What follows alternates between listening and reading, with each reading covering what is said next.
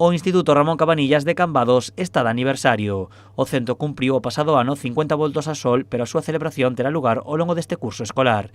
Durante todos os meses, o Instituto levará a cabo numerosas actividades. Un pouco que buscamos é, de maneira un pouco transversal, que coñezan a historia do centro e a importancia tamén pois, da institución, do instituto, para aquí, para a vila, para o concello de Cambados.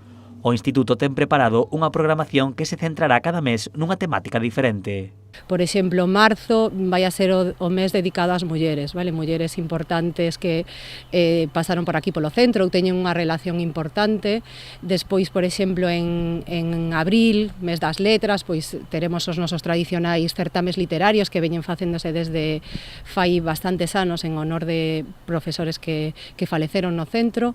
E entre as temáticas, por suposto, non podía faltar o propio Ramón Cabanillas. Un dos primeiros, creo que o mes de novembro, está destinado un pouco á figura de Cabanillas e esperamos poder contar coa familia de Cabanillas e indagar un pouco en por que o centro non leva este nome, non? Para organizar as actividades, creouse unha comisión formada por toda a comunidade educativa, pero tamén por antigos alumnos, mestres e incluso o antigo conserxe do instituto. Todos participarán nas celebracións. O intento que fixemos por aunar un pouco o pasado co presente, non? Por aquí van a vir exprofesores, exalumnos de distintas épocas, un pouco que se trata é de traer o pasado un pouco ao presente, non?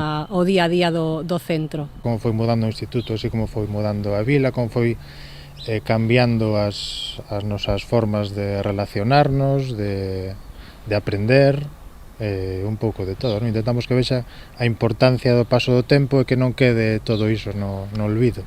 O acto inaugural celebrarase o día 7 de outubro.